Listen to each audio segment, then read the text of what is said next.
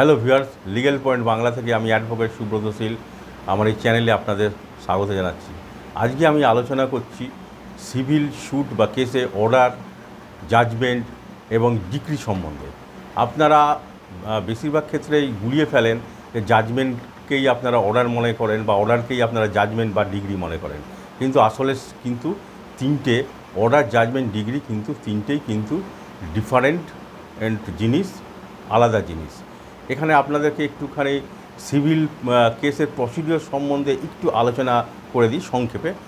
আপনারা সবাই জানেন যে বাদী যখন কেস ফাইল করে তখন কিন্তু সমন বিবাদীর কাছে যায় এবং বিবাদী সেই সমন পেয়ে কিন্তু সে অ্যাপিয়ারেন্সের একটি দিন নির্ধারিত হয় এবং সেই দিনে কিন্তু সে বিবাদী হাজির হয় এবং এই হাজির হয়ে যাওয়ার পরে কিন্তু নেক্সট ডেটটা পরে জবাব ফাইল করার, অর্থাৎ ডাব্লিউএস বা ডাব্লিউও যেটা সেটা কিন্তু ফাইল করার কিন্তু ডেট পড়ে এবং পরবর্তী ডেটে যখন ডাব্লিউএস বা ডাব্লিউও ফাইল হয়ে যায় তারপরেই কিন্তু একটি ইস্যুর ডেট পড়ে।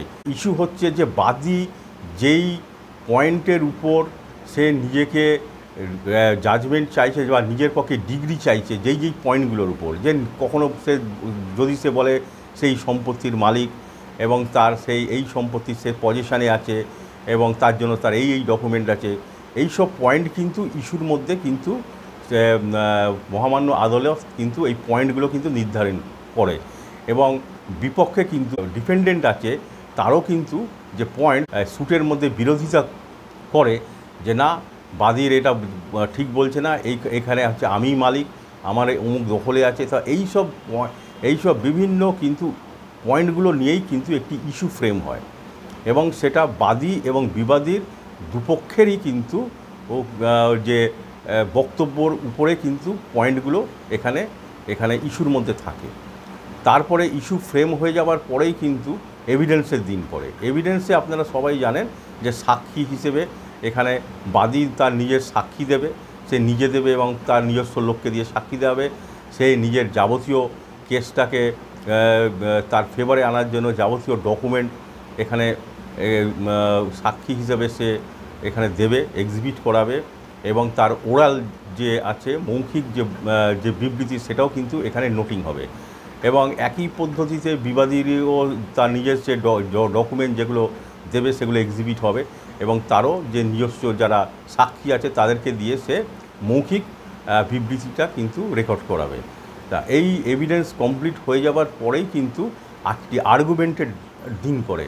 আর্গুমেন্ট আপনারা মোটামুটি জানেন যে এই যে সাক্ষী হয়ে গেল এবং এই যে ইস্যুগুলো হয়ে গেল তার ভিত্তিতেই কিন্তু বিবাদী পক্ষের উকিল কিন্তু সওয়াল করবে এবং তার কিন্তু জবাবগুলো দেবে বিরোধী পক্ষের, এবং বিরোধী পক্ষেও বাদীর এগেনস্টে নিজেদের সওয়াল করবে এবং জবাবগুলো দেবে এবং কেসটাকে বা স্যুটটাকে ডিসমিস করার চেষ্টা করবে এবং এখানে বাদীর পক্ষের উকিল কিন্তু কেসটা নিজের ফেভারে আনার জন্য চেষ্টা করবে।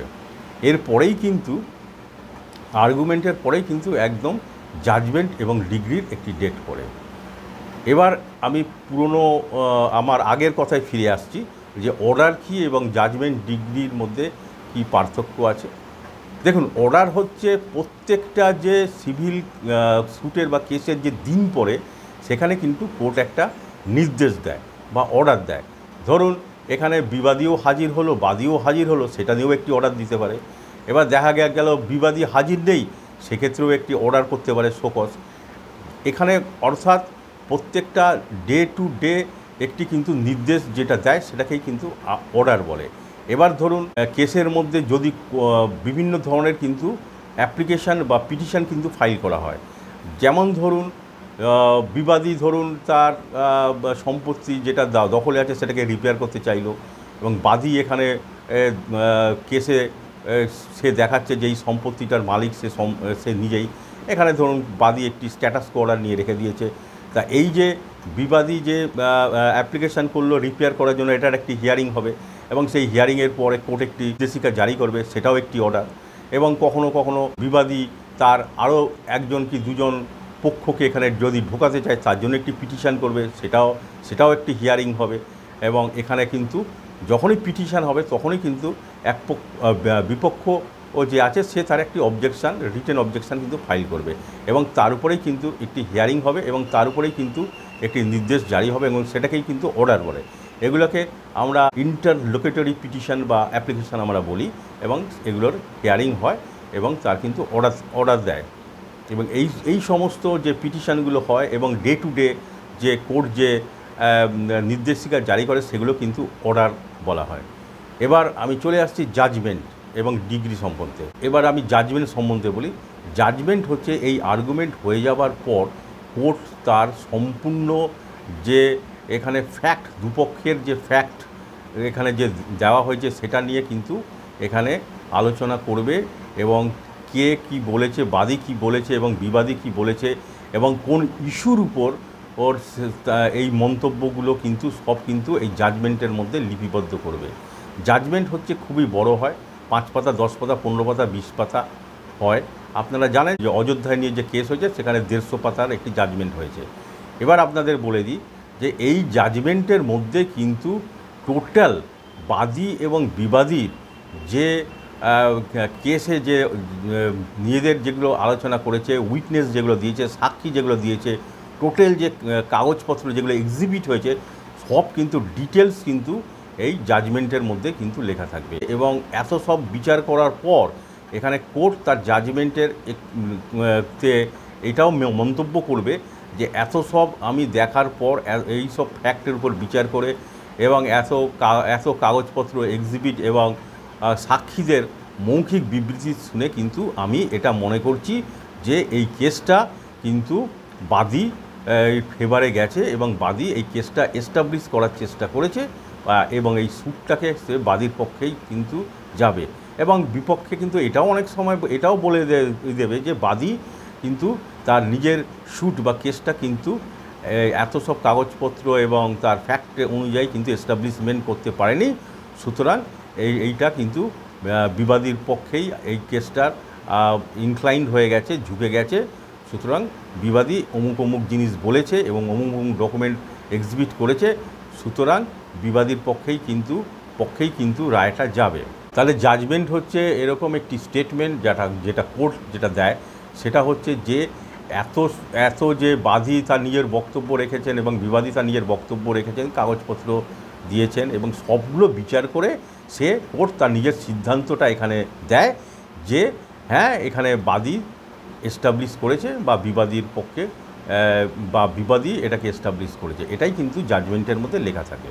এবার আমি ডিক্রি সম্বন্ধে বলছি। দেখুন, জাজমেন্ট হয়ে যাবার পর, জাজমেন্ট লেখা হয়ে যাবার পরেই কিন্তু ডিক্রি হচ্ছে খুবই একটি সংক্ষিপ্ত একটি নির্দেশ। এখানে কিন্তু কোর্ট কিন্তু এখানে সম্পূর্ণ জাজমেন্টের উপর বিচার করেই কিন্তু এই নির্দেশগুলো দেয়, এই নির্দেশগুলোকেই কিন্তু ডিক্রি বলে। যেমন ধরুন এখানে নির্দেশ দিয়ে দিই যে হ্যাঁ এখানে কিন্তু বাদী এখানে সম্পূর্ণ যা কাগজপত্র দিয়েছেন এবং যা ওনারা বক্তব্য রেখেছেন ওরালি, তার থেকে আমি করছি যে উনি হচ্ছেন মালিক, উনি হচ্ছেন রাইট টাইটেল এবং ওনার পজিশানে আছে, এরকম একটি নির্দেশিকা জারি করে বা ডিগ্রি দেয়। এবং ধরুন 2 নম্বর ক্ষেত্রে বলতে পারে বাদী এখানে যা এস্টাবলিশ করেছে সেই অনুযায়ী কিন্তু বিবাদী এই সম্পত্তির মধ্যে আর ঢুকতে পারবে না, ওকে আজীবন ওকে রেস্টেইন করা হলো বা ওকে এখানে বিরোধ করা হলো যে সম্পত্তির ওখানে ওর কোনো তার পজিশন নেই এবং এখানে ঢুকতে পারবে না। তো এইগুলো হচ্ছে এক একটি নির্দেশ বা এক একটা 1, 2, 3, 4 করে এরকম কিন্তু এক একটা পয়েন্ট করে এগুলো কিন্তু ডিক্রি জারি করা হয় এবং এই ডিক্রিগুলো কিন্তু যে জারি করা হবে এগুলো কিন্তু একদম পার্মানেন্ট নেচারের। এটা হচ্ছে একদম কোর্টের একদম শেষ সিদ্ধান্ত, এগুলোকেই কিন্তু বলা হয় ডিক্রি। তাহলে বন্ধুরা, আমার এই আজকের ভিডিওর মারফতে কিন্তু আপনাদেরকে আমি অর্ডার, জাজমেন্ট এবং ডিগ্রি সম্বন্ধে কিছু নলেজ আমি দিতে পেরেছি এবং আপনারা এই জাজমেন্ট, ডিগ্রি এবং অর্ডারটাকে একসঙ্গে কিন্তু গোলাবেন না। তাহলে আজকের ভিডিওটা আমি এখানেই শেষ করছি। নমস্কার।